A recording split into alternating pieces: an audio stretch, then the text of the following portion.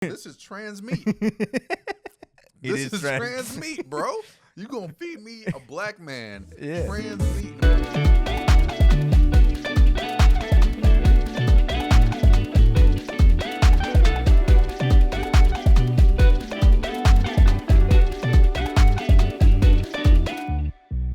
Welcome to another Latino with a podcast and the Latino with a podcast. And my name is Christian Hennis Mayer, and today I'm with Jamal Guichon. Say hi. Like, What's good? let me tell you something about him. He he used to host the Woody's mic, and I believe this is the first time you all are also gonna hear that. By the way, I make like tacos Mm. with Typical. with poison. Typical from Venezuela. Yeah, The Venezuelans and their typical. tacos. Yeah. No. Let me tell you something about Jamal. Like, this is the first time you're gonna hear this. Mhm. When you were hosting Woody's, I believe it was like I was starting to do stand up in English. That was Okay. like my first mics. Woody's is between the first mic I did in English, and I met Nick Hannick doing Yeah. doing the Woody shit, Mhm. and we were both kind of afraid of you. Yeah. I Like that. about your vibe, because like you're the type of person that it doesn't even say hi to people. He's like, what up? And like hey, how are you, man? How you been? It's like, oh man, I don't have time for it. He just left. So it was that we were like a little afraid, but you have like that type of like a bully, and he roasts everybody. He's like, if you invite him, if you book him, he's gonna roast your ass. It depends. It depends. You know what I get joy of, honestly? I get joy of two things. I do get joy of being a villain a little bit. Yeah, It's you fun. enjoy that. And I think a lot of people try to be a good guy. And I feel like I am a good guy because I'm myself. Okay. The same way I am around, like, my kids. I'm around my girl. I'm around people in comedy. I'm always myself. And I think what I really get joy of is if something is obvious or fucked up and people are kind. They Yeah, like to people are- avoid that and skirt around that. Fuck no.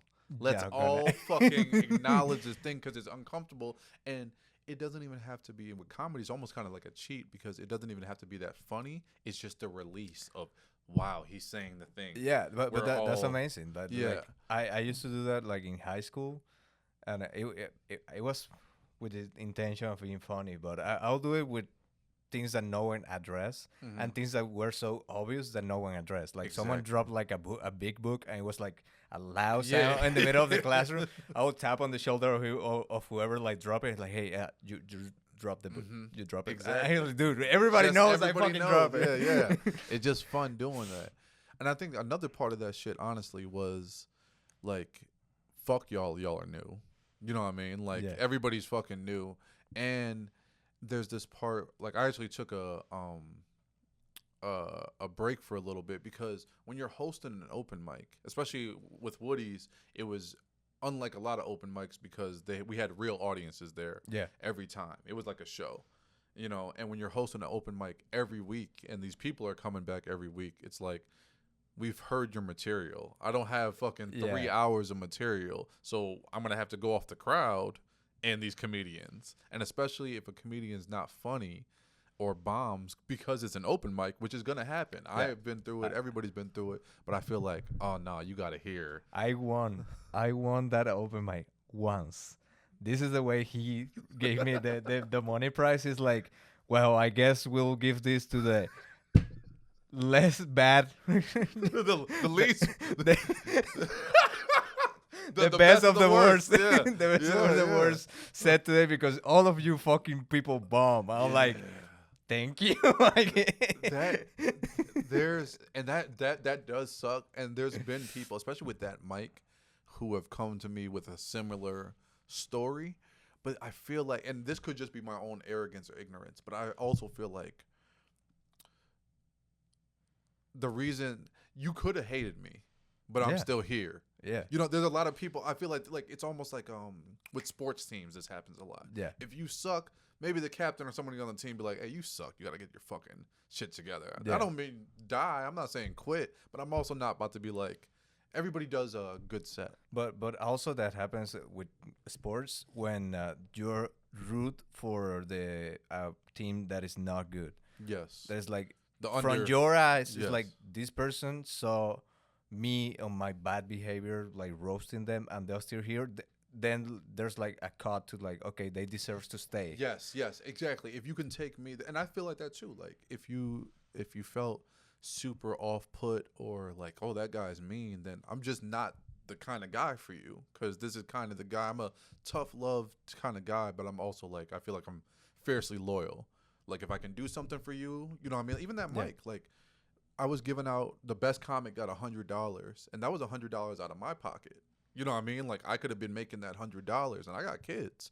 You know what I mean? But I chose to like, oh fuck it, let's. That would be fun for, you know what I mean, open to mic have a comedian competition, yeah. to win $100. You know, that's more than you can make at fucking the big In clubs. shows, yeah.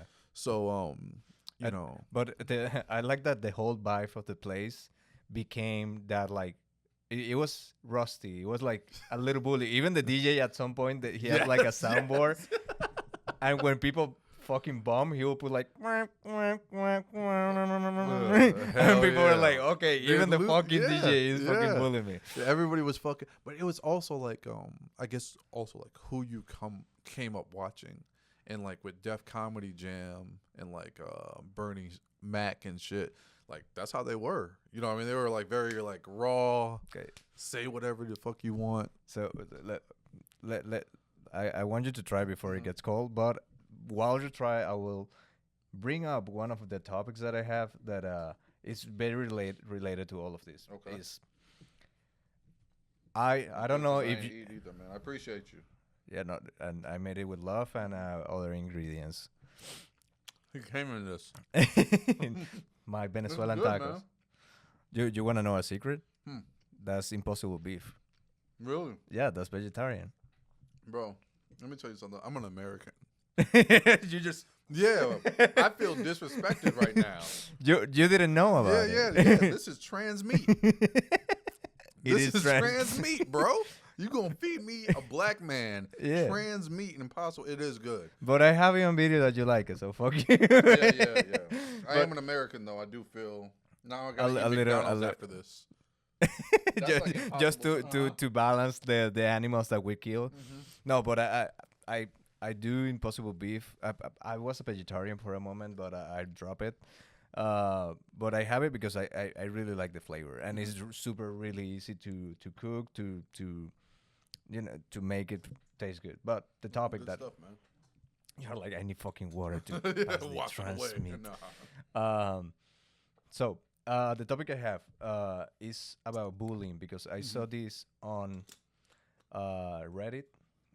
It was like imagine that you're at school and you are playing in the Sorry playground. about this. There was like a pot of water and you just slid on it and dunked yourself in the fucking pot of water. Now you're all wet. Everybody's looking at you. Everybody's laughing at you. Maybe they'll call you Wet Jamal for Mhm. 1 year, but then everybody will forget about that, Mhm. keep going with their life. That was in the 90s, 80s, before.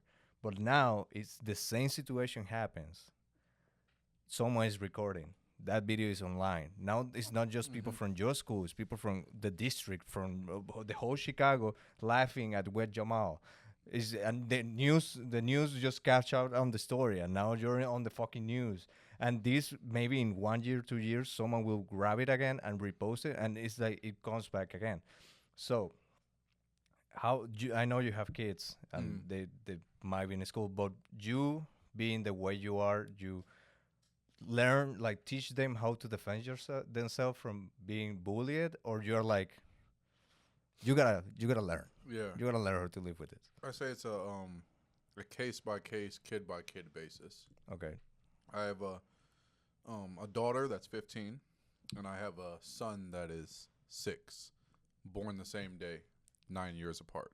It's really difficult with the son name to bully him. Yeah. My son's name is Prometheus. Who bully that guy? Exactly. Coolest kid ever. So, first with my daughter, I don't play that like gender roles shit. If Okay. anything, I think my daughter has to be tougher, even tougher than my son has to be, especially nowadays. Like men are zesty as fuck now. You can paint your nails. Men can cry now more than they ever could before. And I think with women, they're still kind of fighting an uphill battle, especially as a black girl, and she lives in a mostly white suburb. So a couple years ago, she actually got in an incident where somebody in a group chat, her classmates were texting the N-word about her. Okay, and she was really distraught about this because there's this thing when you're the only black kid where you feel like these.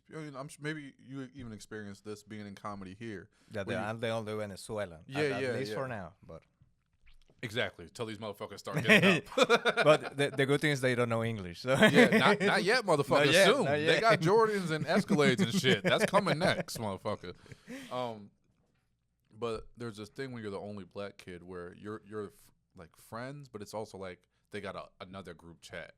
There's an inner circle. You're still the other, and she's very much experiencing that. And then it's hard because she's experienced that from the other side, even being black, because she's a black girl growing up in a white suburb.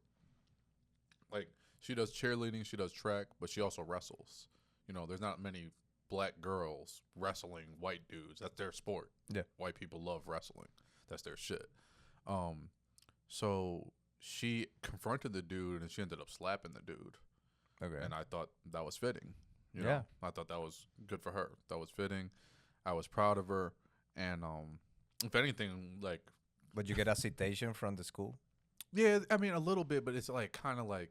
Even the schools, like, they don't know how to handle it because it's like this kid's being racist, especially now at times. Yeah. If it was the 90s, the school probably wouldn't have given a fuck. But they're like, oh, sorry about that. Yeah. Like, the white people at school oh my God. No, sorry. Do you want to slap the other side? Yeah, exactly. Slap me.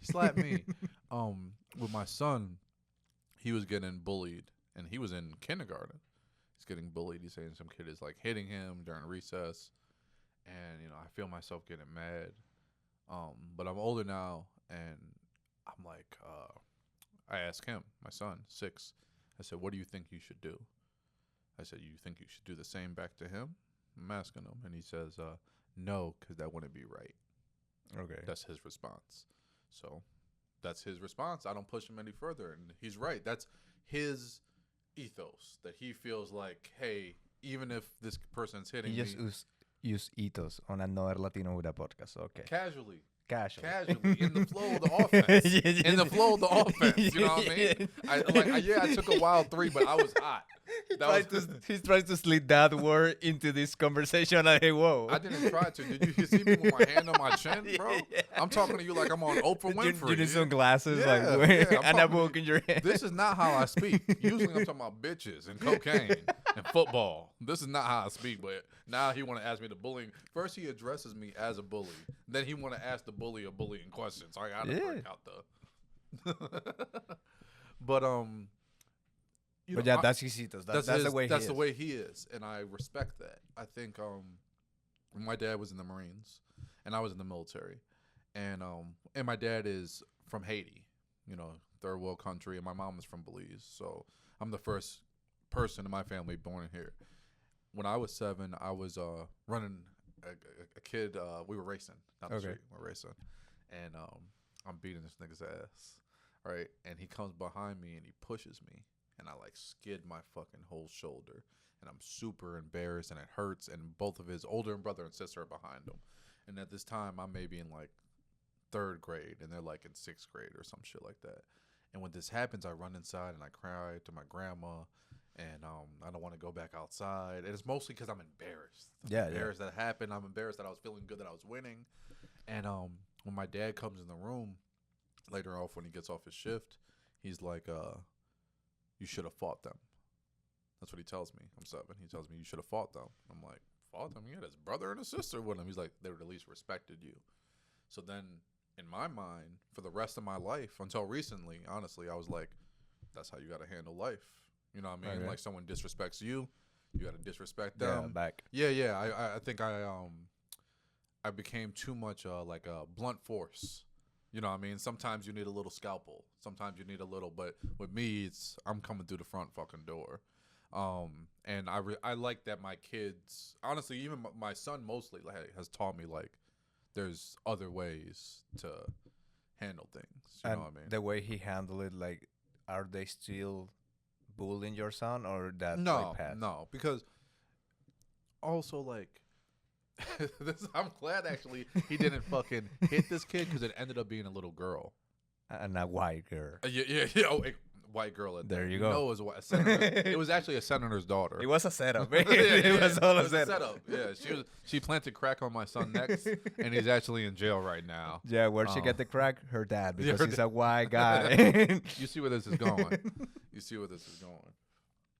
I think a little bullying is needed though too sometimes. I was gonna say that. Like, It sucks with this viral shit. I'm talking about old school hand to hand, face to face bullying.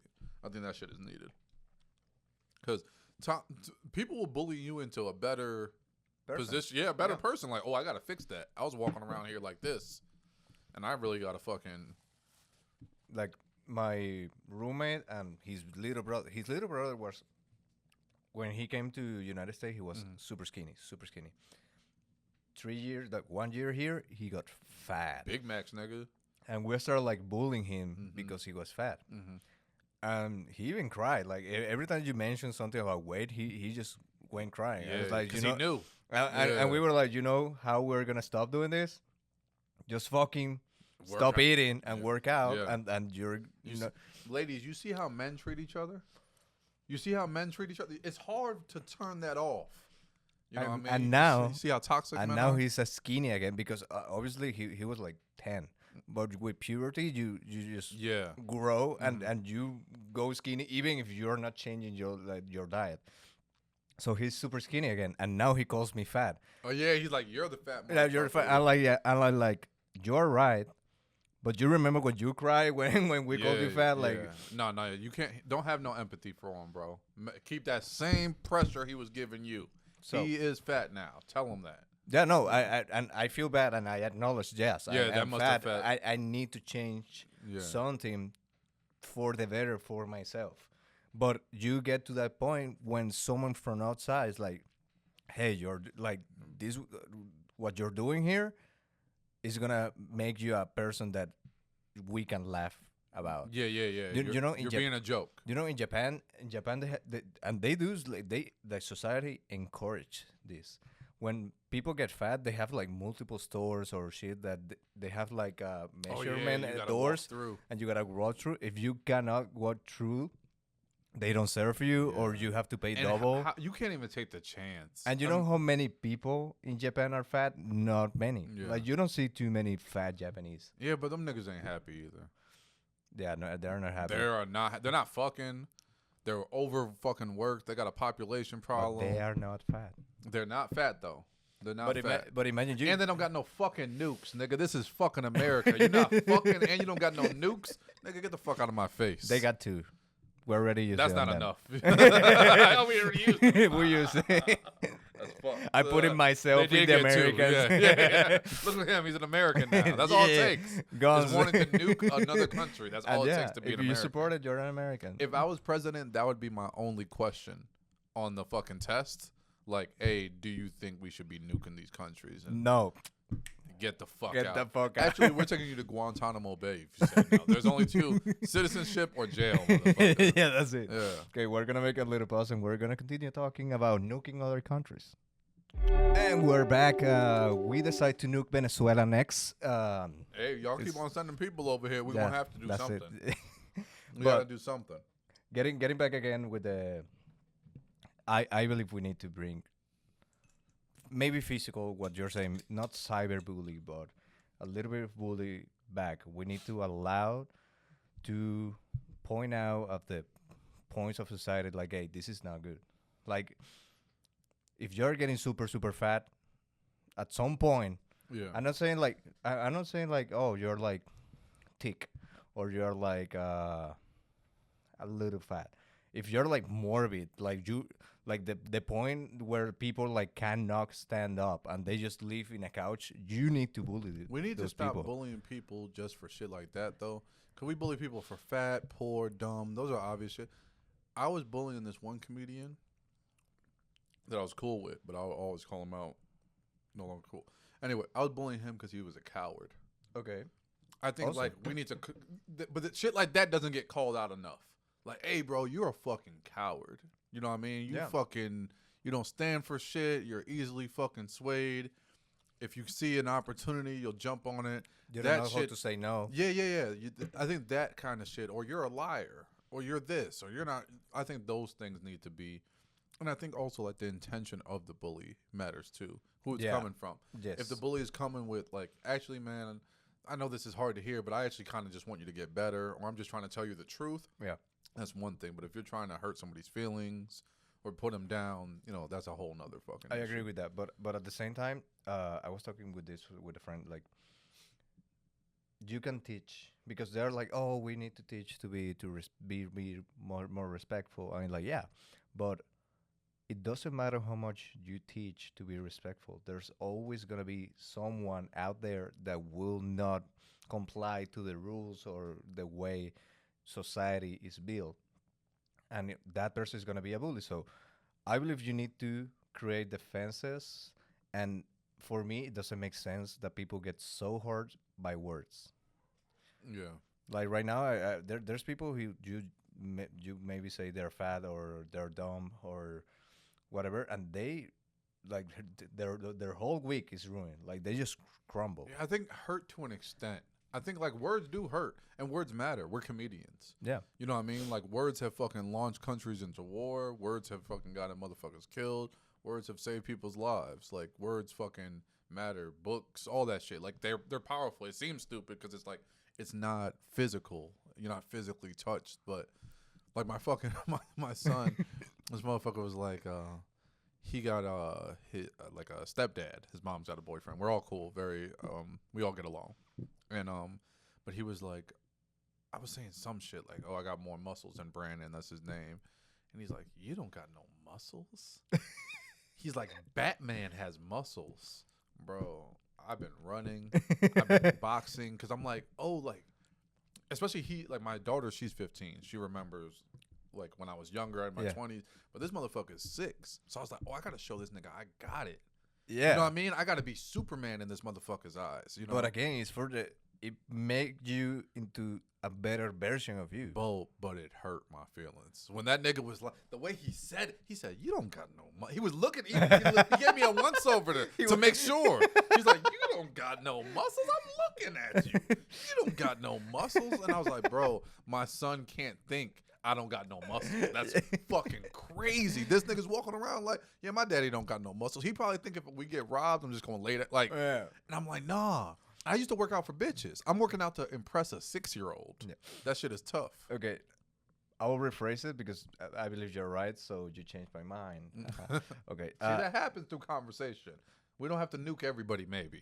You know what I mean? We But can. Venezuela, I think. Okay, but you did change my mind. Okay, like words do hurt, but maybe what I'm trying to say is we should allow to be hurt, but not know like this is something coming from the outside. Yes. You cannot like crush and crumble your life. Yes, you can't fully let it change your whole self-esteem and your thought process. I think that I fully agree with you. It shouldn't ruin your week. You know what I mean? If it should be everything, I guess, should be something that you feel and you kind of let pass. Even good things to a certain extent. Because you have like two options to be like, you have like, okay, more than two options, but let's say the typical tree is like, okay, my son told me I got no muscles. Option one, I don't fucking care. I'm 36, fuck it. I don't have no muscles. The second option, the one you went through, is like, I'm gonna build this motherfucker again, and there you go. Yeah. But there's a third option, as like I believe a lot of people go for this option. You can be just depressed because my son doesn't respect me. I feel bad. What I'm gonna do Start now? spiraling. And go like in a spiral. No, you just choose an option to get out of these feelings being hurt. Yes, I think because it sucks, but then it just really been like. I think it made me realize my own mortality in a way. Like it, Okay. I think when when it hurts, it kind of like, oh fuck, I have to take an action now, and the action suck. Motherfucker, I don't want to work out. I want to play video games. You know what I mean? I want to smoke weed. I don't want to fucking be up at 6 a.m. running. You know what I mean? I don't want to be doing push-ups before. I don't want to do any of that shit. I don't want to work out during my lunch hour. But we're fucking human. We break down. So it's like if I want to maintain a certain level of physique and impressing my son and still getting bitches, I love bitches very much. If you're out there, Ethos. hello. Ethos and pathos, he loved the ethos What's of the that? beaches. That's not the tortos, right? Is that the big bitches? The ethos. Oh, and the pathos. ethos. Yes, I love the ethos of the bitches. Yes, I love their Yeah, essence. because we gotta mix like these two personalities of yours. Like you gotta have like a when you edit this, you gotta have like a little bing, the word of the day. and it's like boop boop. I Yeah. just leave everything, and then you're like, so that's why I believe we can have to connect with ourselves. I'm like, okay. I'll say anything. I'm liable to Just say to get anything. bitches. Oh yeah, yeah. Because you know what, you know what I love about women is I feel like when you hang out with them and you fuck them, you guys have a good time. You have a more level of intimacy than you do with like a dude. Like I feel like when I hang out with dudes, most of the time it's a surface level ass conversation. Yeah, unless you fuck them. Unless you fuck them, no Yeah. Diddy. Or actually, that would be Diddy. Yeah, very That much would be Diddy. Diddy. Yeah, all the way Diddy. And unless Drake you with fuck Millie 'em. Bobby Brown. Really Oh, close God, connection. Jesus Christ. But yeah, man, I think, and it's just interesting. And also, fucking is like, I was at war, and I feel like fucking and like being in such a dangerous situation. There's something about seeing like the rawness of a person. Yeah. In those moments, you fuck somebody, and it's so weird that you're seeing somebody in this animalistic. That motherfucker pays taxes and has a phone bill, and they'd be like moaning. It's like a weird ritualistic thing that humans have been doing for thousands of years. It's only one of the only things like that.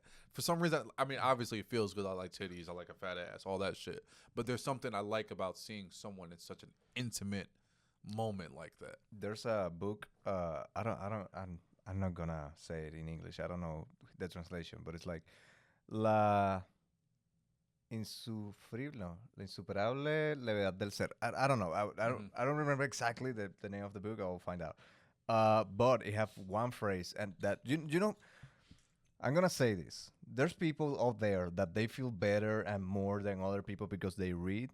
That's another form of entertainment. Because if you tell me you read 100 books and I ask you about one specific of them, you probably will forget like what was it. Yeah. But it's the same with this book. It's the best form of entertainment. It's the most like educational one. Educational, probably. Not yeah. the best viewing, nigga. That's like. But fucking- in this one, it has one moment that is one of the part of the book that I remember the most. If this guy, he's like not a gigolo, but he fucks a lot, and he's like, I precious in my memory the moment they are getting to the orgasm, because like each one is different, each one is unique, and it's like I know this part of this person that few people know, unless she's a hoe. But even if she's a hoe, even if a girl has fucked 100 people, that's out of thousands she's met. That's like yeah, exactly. It's so and like with fucking too, nobody teaches you how to like. You see everybody shoot a basketball. Somebody teaches you how to do that. Yeah. Nobody teaches you how to fuck, except for the person that you're fucking. That's seeing. Yeah. So it's like a secret thing. It's like a weird thing you have to learn in secret.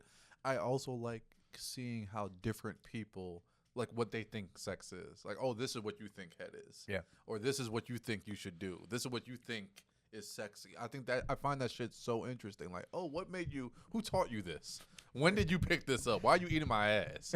Who taught you? I like it. I appreciate it. Get going, boy. Get going. Yeah, yeah. That was. I have this shit like I wanted to make it into a joke. I don't know how, but the first time I'm having sex with a woman, for me the first time is research. So I don't do my best. I'm just like doing research to see like, oh, she likes this. Yeah. I'll stay here a little longer. Then, oh, she likes this. Okay. But usually on the first time, I'm not enjoying it as much because I like to enjoy it, make them enjoy it. But it's like research. The second one is where like let's say full potential, maybe not full potential, but like a lot of the potential comes out because it's like, okay, I know what you like. So this is going to be 10 times better than before. My problem is if you're hooking up, how you get to the second one if the first one was like, let's say, okay. I fuck, and this is a problem of mine. And I'm not bragging, but these are a couple of my stats. And not even number stats. Okay. But I've been married twice. I have 2 kids, 2 different women. I'll put it like here. Like my first, yeah. They'll come out like. I have had 2 women tattoo my name. Oh my fucking god. On them. And I've name. had 3 women move across states to be with me. So I'm not saying that because I'm God Almighty. I am saying that I feel like if a woman allows you, gives you the opportunity to fuck them, I fuck every girl like it's my last piece of pussy ever on earth. Every time. Because it might be. I want a return customer. It's like hibachi. I'm doing all the fucking tricks. I'm fucking you like, and I'm treating you also like I'm probably giving you more passion than is justified with our relationship. It could be like a one night stand, and we're fucking.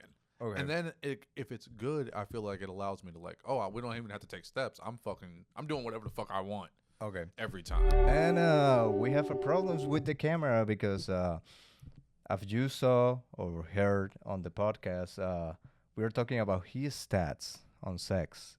After that, I was like, "Hey, these are my stats," and the camera was like, "Bitch, no, we're not having yours. Like you already lose. Too far. So that's when the camera stopped. But it doesn't matter because we're recording again. We were talking about. He actually jerked me off with the impossible meat. That's why the camera stopped. Because it's a nice. That's a really nice deal. We were talking about. I put that on my stat sheet. No, he was saying this. He was saying that he can cuddle with bitches. Oh yeah. Because he's like, you give me pussy. Yeah, I'll give you a home. Yeah, that's what we were talking about. I feel like, some guys get the post nut clarity and they want to get up and leave, or they feel like, oh, I want this chick to leave, and I've just never been like that. I feel like if you're kind enough to give me some pussy, which is the best, okay. It's the real impossible meat. All right. The original impossible meat. If you're kind enough to give me some pussy, the least I can do is cuddle with you, give you some affection, not make you feel weird about the nasty, gross shit I just did to you. And what I say is that one homeless woman, if you got access to internet and you're for some reason watching this podcast, should he have DM because you can get home food. I got crystals. And okay. Why did your 2 marriages went to shit? Like, not because if you have that D and those stats, like what happened? Like the first one was kind of I want to say that was a mutual. Like we were both young and we came from very fucked up environments. And we didn't know how to communicate or like solve problems in a healthy way at all. Okay. So it was just a fucking mess. And we were very passionate too. So we were one of those like big romance couples, big fight couples. Okay. And then she was also, she moved out to Colorado to be with me while I was in the military. And then I got out of the military early to come back here, to be with her back home to Chicago. So I feel like we were both kind of like, giving up stuff and being in an environment we didn't necessarily want to be in for the other person, and the other person wasn't making it good. Okay. That was the first one. The second one, not gonna lie, that was mostly my fault. I was mostly a piece of shit. My ex-wife, my son's mother, she actually is who got me back into comedy. Okay. I started comedy when I was in the military.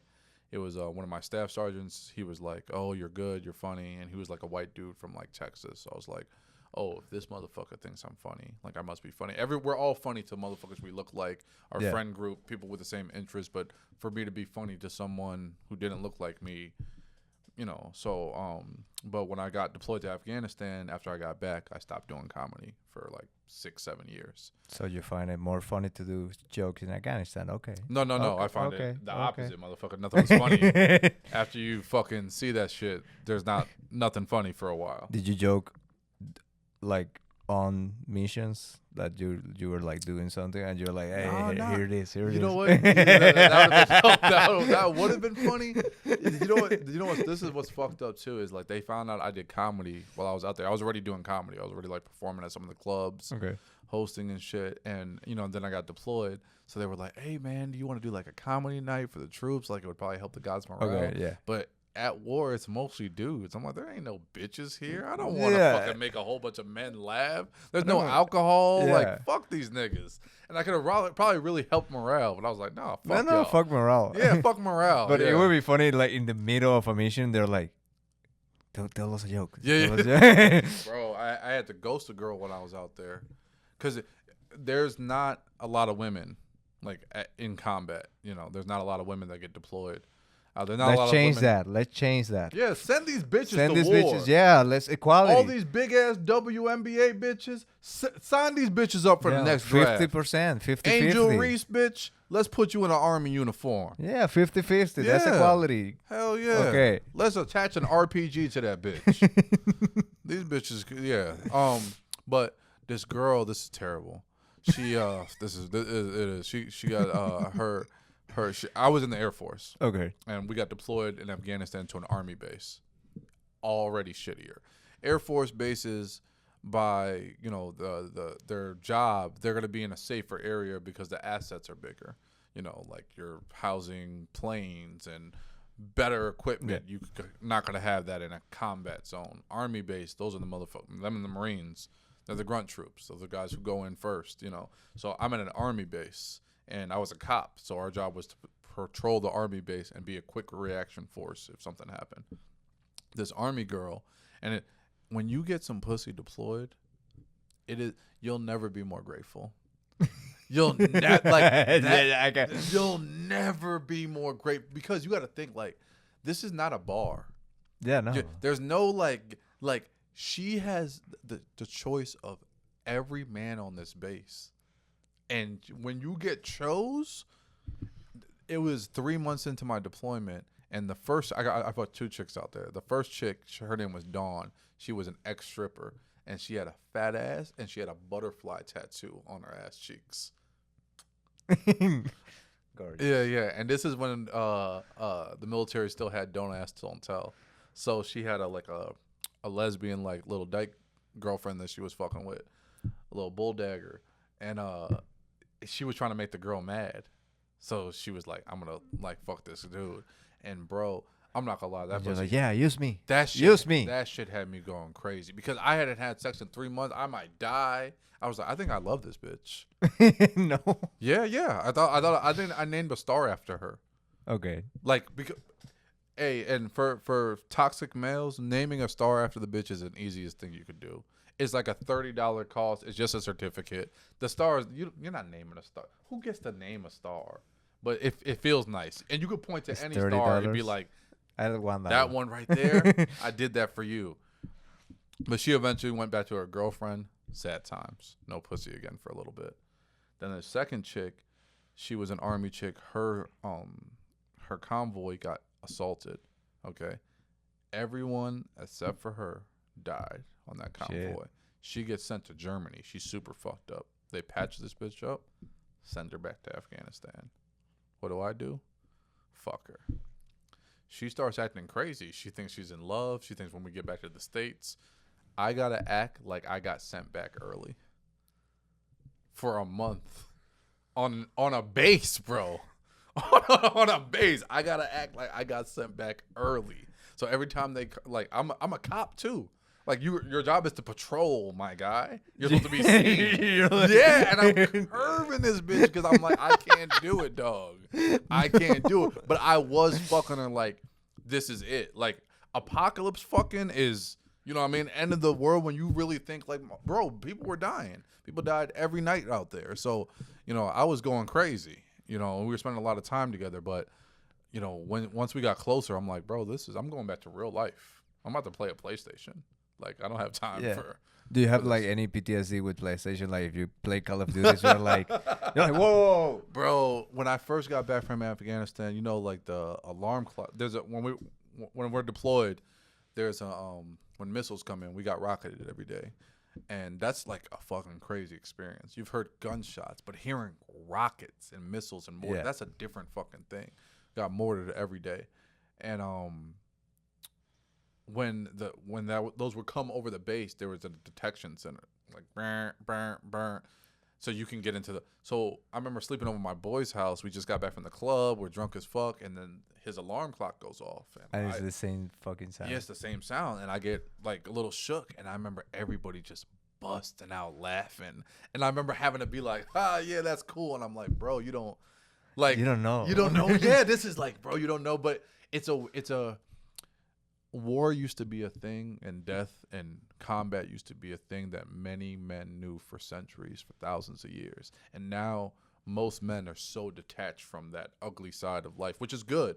But it's weird for this subset of human beings that go through that. Yeah. Because now, like, you're like, oh, you're a bully. And it's like, bro, this nigga seen, you know what I mean? Like, this nigga seen combat. Like, of course he's like, you know what I mean? You're like, I'm not shooting this bitch up. You know, so it's a weird thing that we have to deal with, because there's no, when you come back and when you're getting out of the military, there's really no like transition.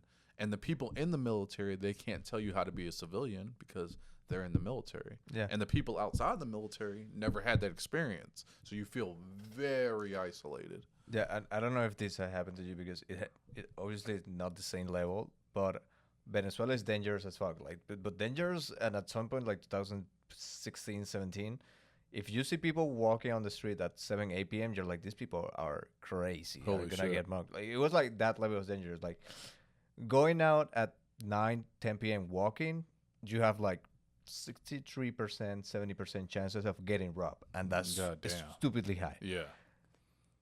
But now coming here, I see the problems that some other people have, and it's like, for me, they are stupid. I know there are problems. I know deep down, I know. Yes, and that's this their is a problem. experience. But This is also, your experience. shut the fuck up. Yeah, It's very hard to balance that, and it's very hard to have empathy. You know what I mean? When you've gone through such an extreme, you know, and an extreme that other people can't relate to, and even more so than myself having that experience. I used to be like, I have this gear, and I got this fucking Kevlar vest. I got 120 rounds on me. I got 2 guns. I got all this equipment, and here's a fucking Afghani kid, and he don't got shit. And this is his life. This is a deployment for me. yeah, And I'm going to go back to the fucking States, and I'm going to eat McDonald's, and I'm going to get some white pussy, and everything eventually is going to be okay. But this is this nigga's reality, and that shit was hard to swallow, man. That shit like of fuck, like this is, you know, a fucked up vacation, but a vacation for me. And this is this little dude. Life. This is his fucking life every day. This is all this motherfucker knows. And then trying to explain that and integrate with fucking 22-year-old comedians that move from fucking Minnesota to do comedy. And Jamal's mean. It's like, bro, I want to fucking kill you. You know what I mean? Like, yeah. you're so It's like, then you are in a line Starbucks, hard. And one person is like, this is the worst that can happen to me. They don't have oatmeal. It's like, shut the fuck up. Yeah, I fully agree with that feeling. And it's hard. Like, I understand. I do understand your problems. Problems here are problems. Yes. I do understand that. But I had problems so much bigger that it's hard to find the empathy. Like, this is not someone else. This is not a friend of a not friend. an article. It was me. Yeah. I've been in hours for bread, in hours for gas. I've been in hours to get I talk about this with Grace Waller. She was cheating, like, oh, the DMV sucks. It's like, you don't know how it is to get your personal documents in Venezuela. Like, sometimes you wait for 5 hours, and when they open, they just go out and they're like, oh, we don't have system to it. You gotta come back tomorrow. That's it. Being in Venezuela, like, for a period of time, it was horrible. I was in jail for 2 days because I was in the protest. Okay. And we were fighting like the police. The police, and it was just kids. It was mostly kids fighting the police, and we have like stones and sticks, and they have like grenades and like the smoke gas, and they have like the charge guns, but the one that are like they're like the non-lethal BBs. Yeah, those ones, like, and when they caught me, they tried to shoot me in the face. But I put my hands. He tried to kick me in the face, and then he just like bruised my knuckles because I put my hands quickly, and then he shot to the ground, and that should change your life, man. They grabbed me. They grabbed my friend. They put like give my friend in the head with the gun. I don't know. to this day, I don't know. I don't know if it was his like that moment that like a strain of blood came out and land up on my pen, but what I felt, and to this day I don't know what I felt is like I felt like I pee my pants and it was blood. Yeah, yeah, yeah. And when I And looked how down, scary it was that must have felt, man. yeah, but it was like blood, and I felt that I pee that, but then they like look like in the yell, and they didn't Yeah, they find didn't see shit. that, yeah. So it's like maybe it was his blood. To Yeah. this day, I'm not sure Yeah. if like I guess don't it know, was yeah, his, yeah, but yeah. I don't know because I felt like I pee Yeah. blood. Yeah. I went through that, and then hearing someone complain because they don't have gluten-free option is like, dude, Yeah. I'm sorry, I cannot relate. The Like, injustices of, and even the other day I saw this post in the comedy community thing, and it was like, oh, if you have a woman, if you put in the chat, I know this one. I know this one. for a woman to be on your show, there's a spreadsheet for women. You should know a woman already, and it's like, bro, shut the fuck up. All this social justice shit has gone too far. Do you really think someone who is asking, if somebody went on there and was like, hey, I would like to offer a black person a job, I wouldn't go, hey, why the fuck don't you know black people? Yeah. You know what I mean? Like, what the fuck are we talking about here? And I think those are just very obviously people who haven't been through real world problems. And I feel like that's a big disconnect that I find with comedy. That's why I actually took a break for a long time last year, because I have kids, man. I've lived a real fucking experience. You know what I mean? Like, I've been married. Comedy's not my end all be all. It's my dream. It's my passion. It's what I like to do. But it's not all there is to me. And when I see motherfuckers complaining about the stupidest fucking thing for something that's supposed to be so joyous, it's like, man, it makes me it makes me mad. And that's why I had to step away for a little bit. Cause I'm like, this thing is supposed to be fun. Okay. Like, this thing is supposed to be fun. And the moment it stops being fun, I shouldn't be doing it. Okay. I'm gonna end the episode here, but now we have our nice topic to talk in the bonus content, because I have a lot to talk about this, like getting victimized.